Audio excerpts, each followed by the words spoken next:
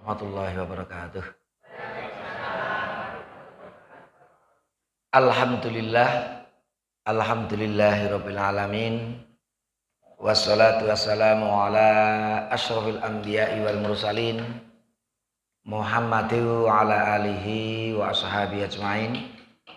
Asyhadu an la ilaha illallah wahdahu la syarikalah wa asyhadu anna Muhammadan abduhu wa rasuluhu la nabiyya ba'dah. Allahumma sholli ala Muhammad wa ala alihi wa ashabihi ajmain, amma ba'd.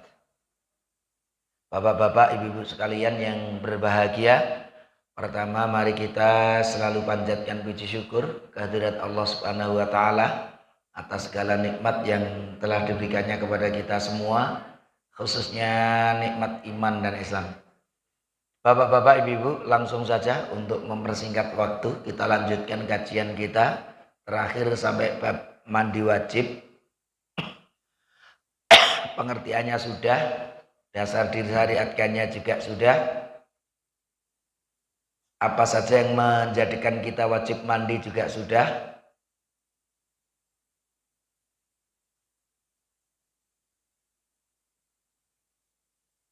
Kapan kita disunahkan? Terakhir kemarin yang sudah kita kaji sampai di sini nih.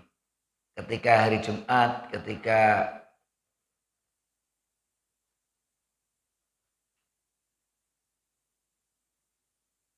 akan masuk kota Mekah, ketika selesai memandikan mayat, itu juga sudah kita bahas.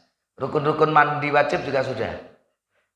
Niat menghilangkan kotoran dari badan kita, kemudian air kita basuh dari ujung rambut sampai ujung kaki. Ya. 3 hal itu dikerjakan maka mandi kita sudah sah. Kemudian al-muwalat juga sudah. Sunnah-sunnah mandi wajib ini juga sudah juga. Apa saja berdasarkan dalil-dalil itu yang disunahkan ketika mandi. Ini hukumnya sunnah itu artinya kalau tidak dikerjakan mandi kita tetap sah. Tapi ya tidak sempurna pahalanya. 1, baca basmalah. Tapi tentunya membaca ini ketika mau masuk. Jangan dalam kamar mandi baru basmalah. Basmalah kemudian masuk dengan doa, masuk kamar mandi, ya, seperti itu. Membasuh kedua telapak tangan sebelum kita membasuh yang lain-lain. Karena memang ini ya, ketika telapak tangan kita gunakan untuk membasuh yang bersih-bersih itu, tentunya tangan sendiri juga harus dalam keadaan sudah suci. Memulai dengan membersihkan kotoran dan najis. Meskipun tidak harus demikian. Berwudu, ini berwudu juga sunnah. Kalau ada orang mandi wajib tanpa wudu, pokoknya gebyur tadi, niat bagian yang terkena najis dibersihkan, kemudian guyur air dari ujung rambut sampai ujung kaki sudah sah. Tapi kalau ditambah berwudu itu lebih baik. Ada madmadhah, istinsyak dan istintar lebih baik. Madmadhah itu berkumur, masukkan air cukup dengan 1 kaf, ambil air, masukkan mulut, dikeluarkan lagi. Itu namanya al-madmadhah. Kalau al-istinsyak, ngambil air, masukkan ke hidung, dihirup. Nah, istintar itu ditokke, disisake. Nah, itu istintar. Ini juga kesunahan di dalam berwudu. Ini juga disunahkan dalam berwudu, itu juga bagian kesunahan di dalam mandi wajib. Kemudian mendahulukan bagian kanan, bersihkan tangan kanan dulu, baru tangan kiri, kan itu. Kepala bagian kanan dulu, bagian kiri, baru semuanya. Itu kesunahannya demikian, karena yang dicontohkan Rasul demikian, tapi tidak harus. Kemudian beralih dari tempat mandi dan membasuh kaki. Ketika Rasul mandi, itu untuk membasuh kaki ternyata beliau pindah dulu. Kemudian baru dibasuh kaki beliau. Kesannya memang kalau di kamar mandi tadi masih ada kemungkinan dengan najis di bawah. Tapi kalau kita sudah pastikan ketika mandi itu tidak ada najis, sudah air sudah langsung larut begitu, ya nggak perlu pindah pun nggak ada masalah. Itu yang terkait dengan apa itu kesunahan. Apa yang dimakruhkan ketika apa itu kita mandi wajib? Yang pertama, berlebih-lebihan dalam menggunakan air. Meskipun mungkin musim rendang di Indonesia banyak melimpah air, tapi berlebihan dalam menggunakan air itu termasuk makruh. Kalau saya, kalau nggak ke santri pas itu. Kalau ke santri saya itu, ini termasuk yang dimakruhkan ya jangan boros. Karena kalau ada santri satu orang menghabiskan setengah bak bahkan satu bak itu ya sudah nanti airnya bisa kurang itu ada 1.000 santri kan jadi agak apa itu repot itu nanti airnya. Maka benar-benar untuk ngirit air itu yang penting semua yang harus dilakukan dalam mandi wajib itu sudah terpenuhi. Kemudian mandi di tempat najis. Ini mengapa makruh? Karena dikhawatirkan terkena najis. Umpamanya di toilet umum itu kan kita nggak tahu. Nah, kalau toiletnya bersih sekali atau mandi di kamar mandi kita terus ya bersih, mandi pun kita juga membersihkan lagi, tidak ada apa itu kenajisan nggak ada masalah. Kalau di tempat-tempat yang apa itu dikhawatirkan di sana ada najis itu ya tentunya ada kemakruhan. Tapi kalau apa itu ada najis kok digunakan untuk untuk membasuh badan kita ya nggak sah karena air yang najis tidak bisa membersihkan. Air bersih saja masih ada yang bisa membersihkan, ada yang tidak kan kita. Tohirun mutahirun dan tohirun ghairu mutahirin. Suci tapi tidak bisa untuk bersuci. Contohnya teh kita itu suci, kena badan kita, pakaian kita nggak ada masalah. Tapi ini kalau kita gunakan untuk berwudu nggak sah. Itu suci tapi tidak bisa digunakan untuk bersuci. Nah, kalau yang aqua itu yang putih itu bisa. Itu air masih mutlak, itu suci dan bisa digunakan untuk bersuci. Mandi tanpa penutup itu juga ada kemakruhan. Mungkin apa itu sekarang ini gambarannya ya di tempat-tempat yang di sungai kan gitu tuh. Itu kan ya ada kemungkinan terlihat. Nah, sehingga memang ada. Tapi kalau adanya hanya di situ nggak punya kamar mandi sendiri, ya benar-benar harus menjaga jangan sampai auratnya terlihat oleh orang lain. Mencari tempat yang apa itu kecil mungkin kemungkinan akan terlihat orang. Nah, itu kalau terpaksa melakukannya di tempat yang terbuka. Mandi di air yang tidak mengalir juga tidak mengalir maksudnya dalam waktu yang lama yang bahkan kadang-kadang mungkin karena terkena apa itu jatuhan daun agak kehijau-hijauan dikit. Itu kan hanya daun, nggak ada masalah. Tapi air kalau udah lama tidak mengalir, ini ada kemakruhan. Dan biasanya itu juga banyak apa itu bakteri-bakteri juga kan. Kalau di ilmu kesehatan itu air mbambek lama itu kan bisa ada jentik-jentik dan lain sebagainya itu. Jadi kalau umpamanya kita punya bak setiap sepekan di apa itu atau kurang dari itu dikuras saja nggak ada masalah. Ini baknya bak mandek itu nggak apa-apa itu bersih. Tapi kalau di umpamanya kolamnya mandek tidak ada tempat ngalir gitu ya guru mbambek neng kono lagi ngasih rada ijo-ijo kena godong macam-macam lah itu termasuk yang tadi dimakruhkan tadi. Tapi kalau tahu ada yang najis baru tidak boleh dilakukan di situ. Lalu apa perbuatan yang dilarang dalam keadaan junub ketika kita junub? Jadi apa wae sing dilarang itu? Ini yang pertama sholat. Jadi kalau kita dalam keadaan apa itu junub itu tidak boleh sholat. Baik sholat yang wajib maupun sholat yang sunnah. Tentunya sampai kita mandi wajib. Karena Allah berfirman wa in kuntum junuban dan apabila kalian dalam keadaan junub fatahharu maka kalian harus bersuci. Artinya bersucilah. Itu ada perintah. Ini menunjukkan bahwa sholat itu harus dalam keadaan suci. Kalau dalam junub nggak boleh. Kemudian ada ini juga hadis.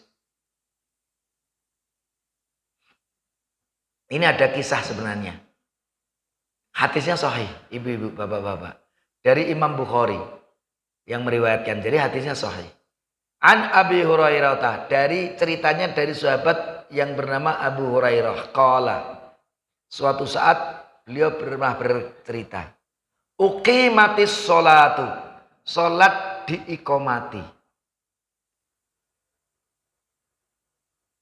Wa adalat as-sufuf, dan saf sudah diluruskan. Qiyaman jamaahnya sudah pada berdiri. Wa kharaja ilaina Rasulullah. Rasul keluar menuju kita.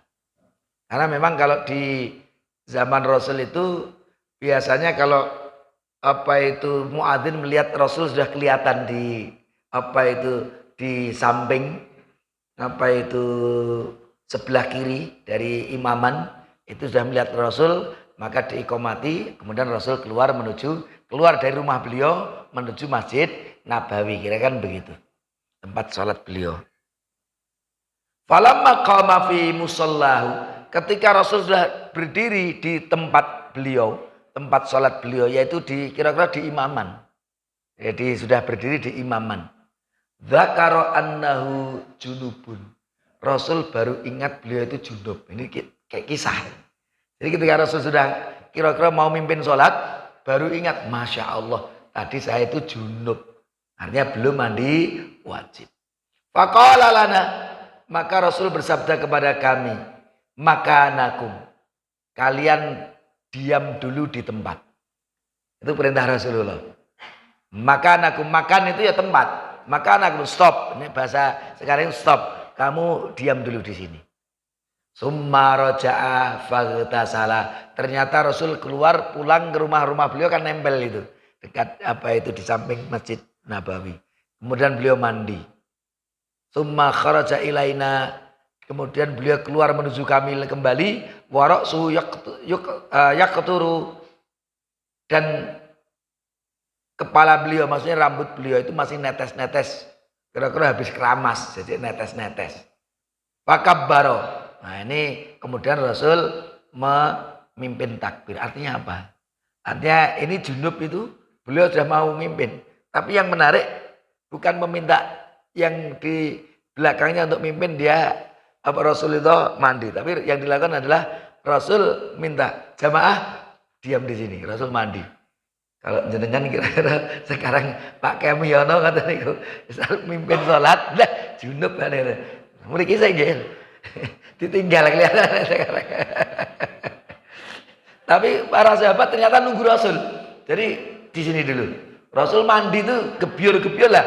Ketika kembali itu masih netes-netes rambutnya. Karena apa? Karena habis mandi junub. Ini menunjukkan bahwa memang benar orang yang dalam keadaan junub itu tidak bisa sholat. Sampai Rasul pun begitu. Tapi yang menarik, para sahabat sabar menunggu Rasul atau imamnya kembali. Itulah luar biasanya jamaahnya Rasulullah Shallallahu Alaihi Wasallam. Kita kalau imamnya begitu, kira-kira si imamnya tinggal, ini junub, ganti yang lainnya, kira begitu. Itulah kurang lebih yang berkaitan tentang cerita, menunjukkan bahwa junub tidak bisa sholat. Yang kedua, tawaf. Baik untuk haji maupun untuk umroh. Mengapa? Karena Rasul bersabda, at-tawafu sholatun.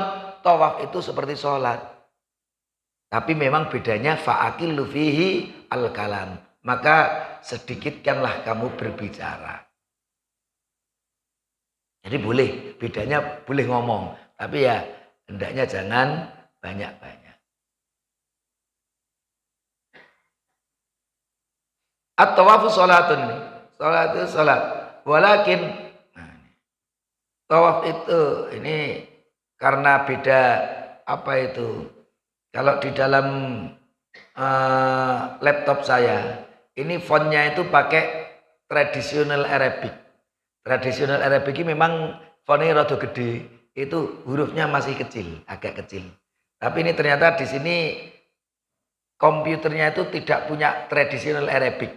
Jadi ini tulisan Arab tapi masih fontnya itu masih Times New Roman ini, sehingga tulisannya kita gede-gede banget. Jadi keluar, saya biasanya tulisannya di dalam garis itu yang saya garisi itu, tapi karena fontnya berbeda itu menjadikan hurufnya menjadi lebih besar, mohon maaf, jadi ada yang tidak kelihatan. Tawaf itu sholat, akan tetapi qad udzina lakum fihil kalam, tapi diizinkan bagi kalian di dalamnya untuk berbicara. Maka kalau dia berbicara, hendaklah dia tidak berbicara yang buruk-buruk. Ini juga At-tawaf bil baiti salatun. Tawaf di rumah Allah itu sama dengan salat, kecuali annallah, bahwasanya Allah abaha fihil kalam, membolehkan kita apa itu berbicara. Maka artinya selain itu sama dengan sholat. Artinya kalau mau melakukan harus dalam keadaan sudah bersuci. Nah, itulah yang dipahami oleh jumhurul ulama mengenai apa itu orang junub. Jadi nggak bisa mandi, tidak bisa sholat dan tidak bisa tawaf. Nah, sekarang kita akan menuju tema yang selanjutnya. Jadi apa saja yang tidak boleh dilakukan ketika kita junub? Satu, sholat, baik wajib maupun sunnah. Yang kedua, tawaf, baik untuk haji maupun untuk umroh. Di luar itu bagaimana? Kita akan melihat tema yang kedua ini, kita lanjutkan.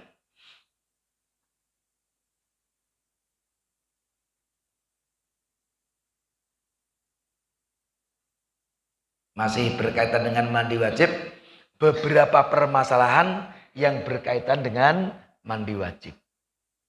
Pertanyaan pertama, bolehkah orang yang junub atau orang yang haid itu membaca Al-Quran? Ini kan tadi yang tidak boleh apa? Sholat. Yang tidak boleh lagi apa? Tawaf. Karena tawaf itu sama dengan sholat. Nah, ini dua hal tadi tidak ada perdebatan. Artinya sholat nggak boleh, tawaf tidak boleh.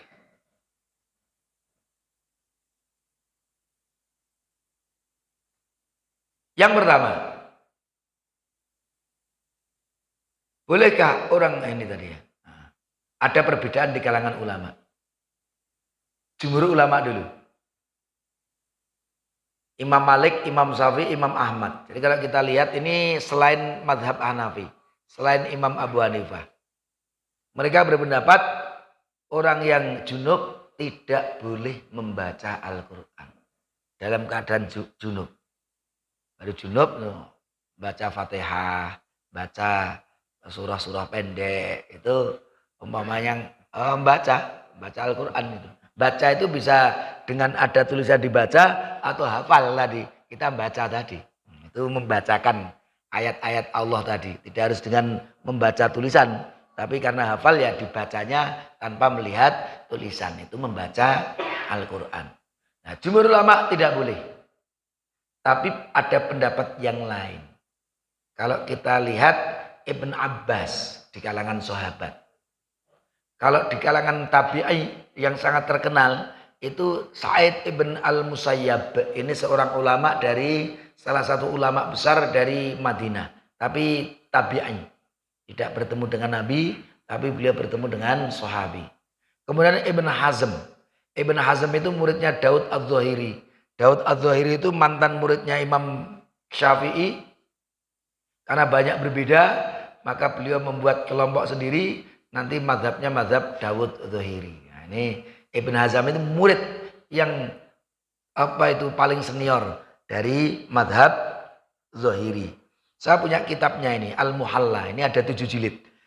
Dulu karena saya pulang dari Timur Tengah itu sekitar awal tahun 2000. Itu belum begitu ada aplikasi-aplikasi terkait dengan kitab-kitab yang bisa langsung kita baca secara online, itu belum ada itu waktu itu. Sehingga kita masih beli kitab. Tapi ternyata sekarang kitab-kitab itu nggak berguna, tanda kutip. Karena hanya untuk pajangan saja.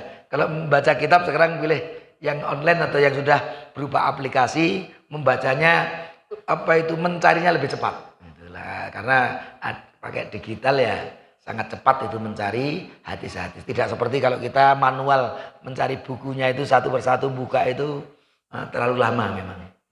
Jadi dengan adanya ilmu dan teknologi, memahami agama pun juga akan semakin lebih mudah. Beribadah pun juga lebih mudah.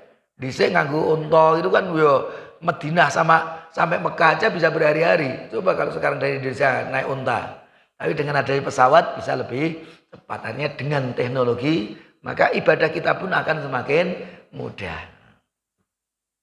Boleh membaca. Tapi kalau kita lihat tadi 3 mazhab tadi tidak boleh. Sekarang kita lihat dalilnya yang tidak boleh. Ini dalilnya jumhur ulama yang mengatakan orang yang junub tidak boleh baca Al-Quran. Dalilnya adalah hadis yang diriwayatkan oleh Imam At-Tirmidzi dalam kitab Sunan At-Tirmidzi dari Ali bin Abi Thalib berkata, karena Rasulullah sallallahu alaihi wasallam yuqari'unal Qur'ana ala kulli halin. Beliau membacakan untuk kita Al-Quran ala kulli halin, dalam segala keadaan. Beliau membacakan Al-Quran malak lam yakun junuban, asalkan beliau itu tidak junub. Hadis yang diriwayatkan oleh Imam Bukhari. Rasul biasa membacakan Al-Quran di hadapan kita dalam segala keadaan kecuali kalau beliau dalam keadaan junub. Hadisnya riwayat Tirmidzi. Tapi ternyata kalau dicek, ini dari kitab apa itu ilmu mustalah hadis. Bagaimana komentar para ulama-ulama muhaddisin terkait dengan hadis itu. Ini Imam Al-Bukhari la yutabi'u fi hadithihi, hadisnya tidak perlu diikuti Imam Bukhari. Jadi ada namanya Abdullah bin Salimah. Itu ada seorang salah satu rawi dalam hadis tadi namanya Abdullah bin Salimah. Imam Bukhari tidak perlu diikuti hadis yang dikeluarkan oleh Abdullah bin Salimah. Jadi beliau termasuk menganggap dhaif. Abdullah bin Salimah. Imam An-Nasai. Apa komentar beliau? Yu'rafu, dia dikenal, wa yungkaru, tapi hadis-hadisnya diingkari, ditolak. Itu komentar Imam An-Nasai. Itu dalam kitab Az-Zu'afa wal Matrukin lahu. Jadi orang-orang yang dianggap lemah, dhaif atau ditinggalkan hadis-hadisnya. Itu Imam An-Nasai menyatakan Abdullah bin Salimah ini termasuk orang yang dikenal di kalangan ahli hadis, tapi yungkaru, mereka mengingkari keberadaannya. Kalau ada si dia, nggak usah diambil hadisnya. Seperti Imam Bukhari. Wa qala Ad-Daruqutni, Imam Ad-Daruqutni berkomentar dhaif. Hadis itu dhaif, hadis lemah. Qala Ibnu Hibban yukhti as-siqat, jadi dia itu jujur, tapi dia itu banyak salahnya. Nah, itu sehingga menjadikan hadis itu dhaif. Kemudian apa? Ibnu Khuzaimah, la hujjata fi hadzal hadis, tidak bisa hadis ini dijadikan hujjah. Ibnu Hazm, ini juga kurang lebih sama. Ibnu Hazm yang tadi saya sampaikan. Jadi ternyata hadis Rasul selalu membacakan kita kapanpun keadaannya, kecuali kalau dalam keadaan junub. Itu banyak ulama hadis yang menunjukkan hadis ini dhaif. Meskipun diriwayatkan oleh Imam At-Tirmidzi dalam kitab Sunan, itu muncul di riwayat At-Tirmidzi. Maka Bukhari Muslim nggak mau menggunakannya.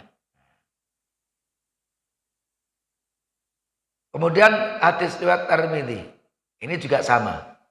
La taqra'ul haid al-haidu walal junubu syai'an minal Qur'an.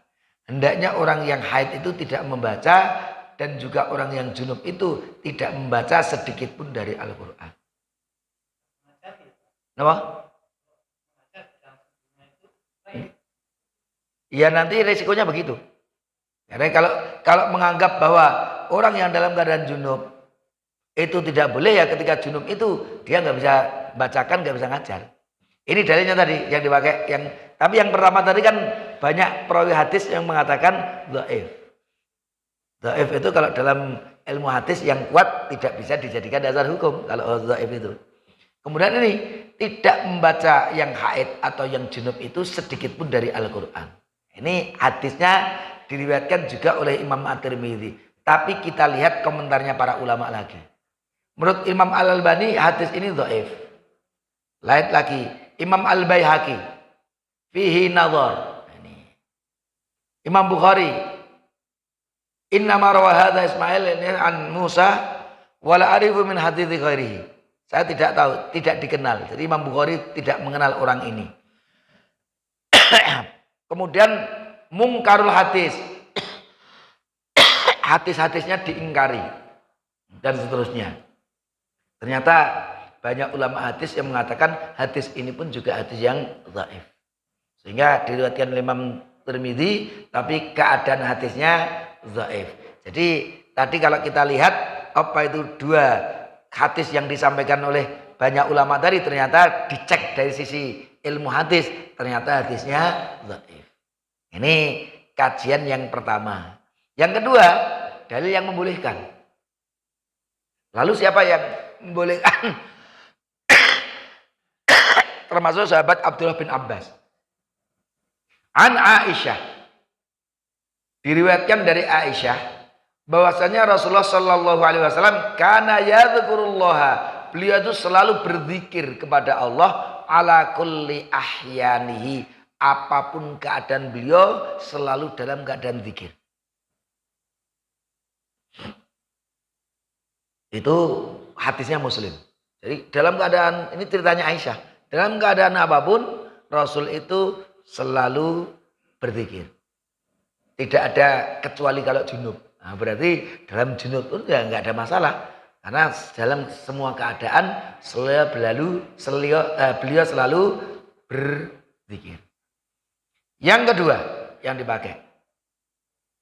Ini dari Abdullah bin Abbas. Anna Rasulullah, bahwasanya Rasulullah kharaja minal ghaid. Suatu saat Rasulullah itu keluar dari WC, kamar mandi, toilet. Summa arada an yat'ama. Setelah keluar dari toilet, beliau itu ingin langsung menuju ke tempat makan. Faqila, maka beberapa sahabat bertanya, ala tatawadhu wahai Rasul, apa tidak wudu dahulu? Apa jawaban Rasul? Innama umirtum bil wudhu'i lis sholat. Sesungguhnya kamu diperintahkan untuk wudhu itu kalau kamu sholat.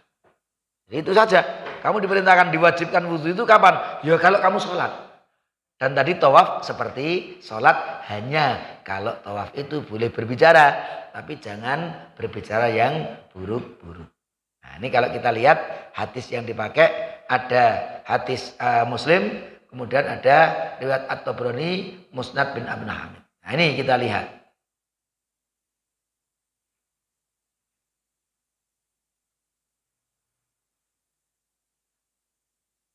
Qara Ibnu Abbas ini ada riwayat dari Ibnul Munzir, dari jalan Ubaid bin Ubaidah, dari Bani Abbab An-Naji berkata, Qara Ibnu Abbas syai'an minal Qur'an. Abdullah bin Abbas waktu itu pernah membacakan sesuatu dari Al-Quran wa huwa junubun.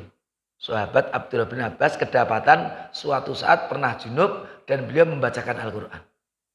Faqila lahu fi dzalika, maka waktu itu Abdullah bin Abbas ditanyai. Jadi Abdullah bin Abbas itu termasuk kiai muda, ustadz muda luar biasa. Jadi bahkan Rasulullah wafat pun Abdullah bin Abbas ini baru berumur 13 tahun. Tapi karena beliau sering belajar kepada Rasul, maka didoakan oleh Rasulullah. Bahkan Rasul pernah bersabda, kalau kamu ingin memahami Al-Quran, bertanyalah kepada Abdullah bin Abbas. Karena itu beliau disebut Bahrul Ulum, segorone ilmu. Ini sahabat Abdullah bin Abbas. Nah ini dalam cerita riwayat, Abdullah bin Abbas membacakan Al-Quran waktu itu beliau itu junub. Maka ditanyakan kepada beliau. Apa jawabannya? Faqala ma fi jawfi aktsaru min dzalika. Aku mau junub ora oleh maca Quran. Lah sing ning jero perutku iki luwih akeh neh karo sing tak tokke. Kira-kira rada nesu ngono lho. Jadi malah jawabnya itu rada ketus kira-kira begitu. Apa itu ketika junub kok apa yang ada di dalam ini lebih banyak lagi daripada yang sudah keluar. Tadi beliau tetap membacakan Al-Quran. Jadi kalau madhabnya sahabat Abdullah bin Abbas masih membacakan Al-Quran nggak ada masalah.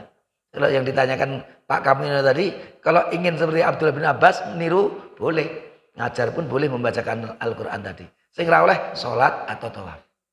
Kalau membaca Quran boleh. Ini dalam kitab Sahih Fiqh Sunnah saya melihat ulama kontemporer sekarang ini menguatkan pendapat-pendapat yang kedua yang membolehkan orang yang junub itu membaca Al-Quran. Tapi kalau sholat dan tawaf tetap boleh. sekedar membacakan Al-Quran. Seperti tadi mengajar, berzikir kepada Allah. Padahal dalam keadaan haid. Boleh enggak? Boleh. Umpamanya berdoa, ya Allah mudah-mudahan di jalan selamat. Padahal dalam keadaan haid. Boleh umpamanya seperti itu. Nah, ini karena juga bagian doa kan, bagian dari zikir. Zikrullah. Nah, itu bisa dilakukan. Yang kedua, jam berapa ini? Masih ada waktu insya Allah. Sampai 8:30 paling tidak. Bolehkah orang yang junub itu menyentuh Al-Quran? Kalau tadi membaca, lagi menyentuh. Tadi ada dua tema sebabnya. Tadi membacanya itu ya. Kalau ini menyentuhnya, boleh enggak? Para ulama berbeda pendapat. Madzhab jumhur enggak boleh. Moco yora oleh, menyentuh juga tidak boleh. Itu sama. Imam Malik, Imam Syafi'i, Imam Ahmad itu menyentuh Al-Quran, membaca Al-Quran ketika dalam keadaan junub enggak boleh. Apa? Lah ini nanti ada kajian-kajian. Ada pakai alat gitu ya, pakai japit. Tapi kalau junub mau japit bagaimana? Dia baca rauleh. Kalau menurut mazhab yang jumhur ini tadi loh. Tapi yang lain, ini Ibnu Abbas lagi. Kalau di dalam mazhab 4 ada Imam Abu Hanifah. Dan ada Dawud Az-Zahiri dan muridnya Ibn Hazm. Termasuk ada juga Ibnu Munzir. Boleh menyentuh Al-Quran meskipun dalam keadaan junub. Dalilnya apa? Yang membolehkan orang junub itu menyentuh Al-Quran. Karena memang permasalahannya ketika Rasul sampai wafat, namanya Al-Quran itu kan hanya dipegang oleh penulis wahyu. Jadi belum begitu tersebar itu, jadi tidak banyak ditanyakan. Penulis wahyu itu hanya orang-orang tertentu. Jadi masyarakat kebanyakan nggak mengenal yang namanya Mushaf Al-Quran. Mushaf Al-Quran itu diusulkan saja pada Khalifah Abu Bakar As-Siddiq atas usulan Khalifah Umar bin Khattab. Maka nanti muncullah Mushaf. Kemudian dikenal dengan Mushaf Hafsah. Nanti dijaga oleh Hafsah. Kemudian ketika Utsman bin Affan, Khalifah ketiga, diangkat, beliau memerintahkan untuk pembukuan Al-Quran untuk kedua kalinya. Ada 5 mushaf, yang satu ditaruh di Madinah disebut Al-Mushaf Al-Imam, mushaf imamnya. Itu di zaman Utsman bin Affan. Maka seringkali kita menyebut Al-Quran ini mushafnya Mushaf Utsmani karena atas perintah sahabat Utsman bin Affan. Apa dasarnya? Yang dijadikan dasar, ini yang jumhur ulama dulu, karena tadi kan baru saya sebutkan pendapatnya. Apa yang dijadikan dasar? La yamassuhu illal mutahharun. Tidak boleh menyentuhnya kecuali yang disucikan. Ini berarti harus suci maksudnya. Kalau tidak suci, nggak boleh menyentuhnya. Namun dijawab oleh pendapat yang kedua yang membolehkan menyentuh Al-Quran bagi mereka yang junub. Bahwa ayat tersebut tidak dapat dijadikan alasan untuk melarang. Kecuali kalau dhamirnya dikembalikan kepada Al-Quran. Tadi. La yamassuhu. Ini. Dhamirnya dikembalikan kepada Al-Quran. Padahal menurut sebagian besar mufasir, dhamirnya kembalinya kepada kitab yang terjaga di Lauhil Mahfuz itu. Bukan mushaf Al-Quran yang kita pegang, tapi Al-Quran yang berada di Lauhil Mahfuz itu. Yang diturunkan dari Lauhil Mahfuz ke Sama'id Dunya secara langsung. Tapi dari Sama'id Dunya diturunkan oleh malaikat Jibril kepada Nabi Muhammad berangsur-angsur kurang lebih selama 23 tahun. 13 tahun di Mekah, 10 tahun di Madinah lah. Yang dimaksud yang tidak boleh disentuh itu adalah yang ada di Lauhil Mahfuz sana. Nah, itu. Sedangkan yang dimaksud dengan al-mutahharun, yang kecuali mereka yang suci, itu adalah dalam ayat ini adalah malaikat. Dalam ayat ini, kecuali yang disucikan itu adalah malaikat. Hal itu bisa kita pahami dari firman Allah. Kita lihat ayat sebelumnya. Sesungguhnya Al-Quran ini adalah bacaan yang sangat mulia. Al-Quranul Karim. Fi kitabim maknun. Di dalam tempat yang sangat terpelihara. Yaitu apa? Di Lauhil Mahfuz. Jadi kan fi kitabim maknun ini maksudnya apa? Yang terpelihara di mana? Di dalam Lauhil Mahfuz itu. La yamassuhu, hunya bukan kembali kepada Al-Qur'an tapi kepada Al-Quran yang kita pegang ini, tapi Al-Quran yang ada di Lauhil Mahfuz itu tadi fi kitabin yang di maknun tadi, yang terpelihara, itu yang ada di Lauhil Mahfuz. Tidak menyentuhnya illal mutahharun. Mutahharun di sini pun diartikan bukan manusia, tapi ini para ulama, para malaikat. Para malaikat. Karena yang bisa menyentuh di Lauhil Mahfuz itu ya para malaikat yang suci tadi. Dikuatkan lagi dengan firman Allah yaitu dalam surah Abasa. Fi suhufim mukarramah, di dalam kitab yang dimuliakan. Marfu'atin mutahharah, yang ditinggikan lagi disucikan. Bi aidi safarah, di tangan para penulis yaitu para malaikat. Kiramim bararah, yang mulia dan selalu berbakti kepada Allah lah. Penulisnya itu siapa? Yang mulia lagi berbakti kepada Allah. Yang tidak pernah melanggar aturan Allah ya para malaikat itu. Mengerjakan apapun yang diperintah oleh Allah. Hadis yang diriwayatkan oleh Asam ini ada hadis. Bahwasanya Nabi Muhammad kataba ila ahlil Yaman, pernah menulis surat kepada penduduk Yaman. Kitaban satu tulisan, surat. Wafi, dan di dalam surat itu la yamasul Quran illa tahirun. Tidak boleh menyentuh Al-Quran kecuali mereka yang suci. Menurut sebagian ahli hadis tersebut dhaif, tidak bisa dijadikan dasar hukum, namun anggap saja yang dhaif itu tetap dianggap bisa dijadikan dasar hukum. Maka dijelaskan lagi ini. La yamassu illa tahirun kan tadi. Tidak boleh menyentuh kecuali yang tohir. Jadi sebenarnya makna tohir itu apa? Makna tohir itu ambigu. Memiliki banyak makna. Mustarok. Memiliki beberapa makna. Bisa diartikan tohir itu orang yang mukmin. Mengapa orang yang mukmin disebut at-tohir? Karena suci imannya. Suci keyakinannya. Juga bisa diartikan tohir itu suci dari hadas kecil. Itu tohirun. Tapi termasuk yang suci dari hadas besar juga. Itu juga tohirun. Yang keempat, orang yang tidak terkena najis. Itu juga disebut dengan tohirun. Kan macam-macam. Tapi ternyata orang mukmin pun tohir. Semua orang mukmin karena keimanannya itu benar, maka tohirun. Suci adalah suci keyakinannya, keimanannya. Jadi tohir ini memiliki makna yang banyak. Makna-makna tersebut bisa kita peroleh dari berbagai dalil. Ini contohnya. Ini menarik. Dari sahabat Abu Hurairah.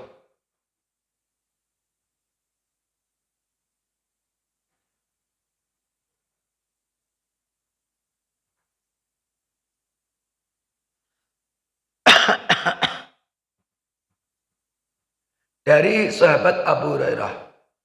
Annahu laqiyahun Nabi. Suatu saat, ini cerita ini. Ini cerita untuk bisa kita ambil pelajaran. Dari Abu Hurairah. Annahu laqiyahu. Suatu saat sahabat Abu Hurairah itu bertemu dengan Nabi sallallahu alaihi wasallam fi tariqin min turukil Madinah, dari suatu jalan yang ada di kota Madinah. Jadi sahabat Abu Hurairah, perlu saya jelaskan bapak-bapak, ibu-ibu. Sahabat Abu Hurairah itu masuk Islam hanya kurang lebih 3 tahun sebelum wafatnya Rasul. Tapi beliau itu paling banyak meriwayatkan hadis. Ada sekitar 5.500-an hadis yang diriwayatkan oleh Imam Abu Hurairah. Tidak ada satupun sahabat yang riwayat hadisnya melebihi Imam Abu Hurairah. Sahabat Abu Hurairah ini. Mengapa rahasianya? Rahasianya 3 tahun terakhir bersama Rasul setelah masuk Islam. Itu beliau dengan Rasul itu nempel. Bagaikan amplop dan perangkonya. Dimanapun ada Rasulullah, di situ ada Abu Hurairah. Selalu ikut Rasulullah. Maka Rasul bersabda di sini, beliau dengar. Di sana bersabda, ketemu siapa lagi, bersabda lagi. Dicatat oleh sahabat Abu Hurairah. Banyak sekali catatan beliau tentang Rasul. Kenapa? Selama 3 tahun itu sangat intens. Beliau bersama Rasulullah. Maka ini ceritanya demikian. Jadi Abu Hurairah itu sudah sangat dekat dengan Rasulullah. Sangat dekat. Bahkan dalam riwayat kalau sahabat yang lain, nek Rasul sudah nutup pintu, ranek sing mani mlebu. Tapi Abu Hurairah iso buka pintu mlebu Rasul, mlebu omahe Rasul. Saking apa itu? Saking dekatnya dengan Rasulullah Shallallahu Alaihi Wasallam. Dengan seperti itu. Kalau dengan yang rapati akrab itu mlebu nek kanca akrab, kanca dolan, kanca gojek itu bledeng ya langsung gitu aja. Seperti itu Abu Hurairah dengan Rasulullah Shallallahu Alaihi Wasallam. Kita lihat cerita beliau ketika bertemu dengan Rasul papasan. Fansalla fadhaba waqtasala. Ini. Wa junubun. Ternyata ketika bertemu tadi Abu Hurairah itu sedang dalam keadaan junub. Kemudian beliau menghilang. Kemudian ternyata beliau itu mandi. Fatafaqqadahu Nabi. Maka ketika sudah di majelis, Rasul merasa kehilangan. Maka beliau bersabda, di mana Abu Hurairah tadi? Kok enggak lihat? Tadi saya ketemu kok enggak ada Abu Hurairah mana? Karena selalu berada di samping beliau. Ini tadi kok enggak ada, di mana nih Abu Hurairah itu? Ketika bertanya, baru tanya-tanya begitu, kemana ini Abu Hurairah? Rasul baru bertanya-tanya. Falamma ja'ahu qala. Maka ketika Abu Hurairah itu datang, maka beliau itu berkata, wahai Rasulullah, ketika saya bertemu engkau tadi, saya dalam keadaan junub. Maka saya enggak enak ikut majelisnya Rasul kok dalam keadaan junub. Maka saya mulai dulu, mandi dulu. Sehingga keri tadi ditanyakan oleh Rasul, "Endi to Abu Hurairah mau wis ketemu nang dalan kok ora teko-teko." Kan kira-kira biasanya berada di Rasul. Ternyata junub mulai adus. Qala ya Rasulullah lakitani wa ana junubun. Tadi ketika bertemu saya junub, fakaritu an ujalisaka hatta aktal. Dan aku tidak enak ikut majelis ngaji bersama Rasul kok dalam keadaan junub. Mulai agtasilu hatta agtasilu. Saya mandi. Qala Rasulullah, Rasul bersabda, subhanallah, innal mu'mina la yanjus. Orang mukmin itu tidak najis. Jadi tadi nggak perlu mandi lah apa-apa. Itu hadis yang diriwayatkan oleh Imam Al-Bukhari dan Muslim. Hadisnya sahih. Ceritanya begitu. Abu Hurairah ketemu rapenak mulai adus. Sehingga rada telat ditanyakan, Andi Abu Hurairah di mana itu? Nah, baru ditanya-tanyakan muncul. Rasul tadi aku baru mandi karena nggak enak di majelis kok dalam keadaan junub. Rasul bersabda, subhanallah, orang mukmin itu tidak najis. Hanya kamu tadi langsung belajar pun masih dalam keadaan junub, dalam keadaan haid, ora apa-apa. Jangan nunggu kok haid suci. Belajar itu kapan saja boleh. Sing ra oleh salat dan tawaf. Nah, ini pendapat yang kedua seperti itu karena dengan dalil-dalil seperti itu. Kemudian ada lagi, innal mal musyrikuna najasun. Bahkan sebaliknya, orang musyrik itu najis. Lambok dia itu mandi ping 1000 itu najis. Mengapa? Najisnya itu najis keyakinannya. Karena menyekutukan Allah Subhanahu wa ta'ala. Jadi najisnya itu bukan najis aini. Tapi najisnya itu najis hukmi ini. Dihukumi najis. Karena apa? Keyakinannya yang najis. Yang buruk karena menyekutukan Allah Subhanahu wa ta'ala. Nek tangannya itu didemak orang najis. Lah dia bermandi mamanya. Karena nek najisnya kita demak ya ra kudu wudu, ra masalah. Karena itu bukan najis. Tapi yang najis itu keyakinannya. Lah mbok mandi ping 1000 kalau dia menyekutukan Allah tetap najis kamu. Kenapa? Karena menyekutukan Allah Subhanahu wa ta'ala. Itulah dua tema. Besok kita lanjutkan saja yang ketiga ini. Bolehkah yang junub itu masuk masjid? Ini kan juga masih terkait dengan orang yang junub itu. Nah, itu saja yang mungkin bisa kami sampaikan. Kalau ada yang ditanyakan monggo. Kalau tidak ada nanti ya kita tutup.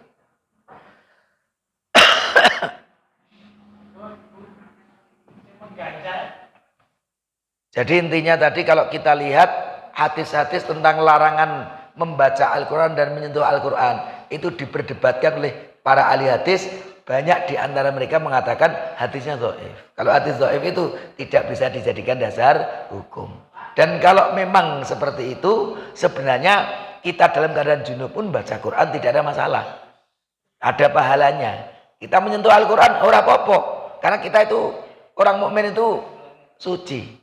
Nah, keyakinannya suci. Tapi ya jangan umpamanya najisnya ditempel ke Quran, kan tidak. Kita kan ya pisau, kemudian posisi ketika megang Al-Quran dalam keadaan apa itu kita itu bersih tangan kita, meskipun kita sebenarnya dalam keadaan junub. Tadi ya, sahabat Abu Hurairah, ora apa-apa kene majelis kene iki, rasa dadak mandi.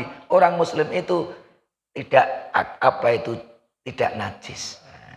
Nah, itu yang dimaksud adalah selain untuk sholat dan tawaf yang memang ada secara khusus, itu yang lainnya tadi seperti itu. Monggo, yang lain. Kalau tidak ada ya berarti mungkin sudah cukup, sudah hampir 1 jam ya. Mudah-mudahan bisa kita sambung pada kesempatan yang lain dan mudah-mudahan ada manfaatnya. Kurang lebihnya mohon maaf yang sebenarnya. Tadi itu tetap ada perbedaan-perbedaan. Jadi kalau kita berbeda bisa saling menghormati. Tapi ketika kita memilih salah satunya, paling tidak kita sudah tahu dalilnya. Mengapa kita memilih salah satunya? Karena kita memiliki argumentasi dalil yang kita anggap kuat. Itu saja yang bisa kita sampaikan. Aku qouli hadza wa astaghfirullah li wa lakum. Wassalamualaikum warahmatullahi wabarakatuh.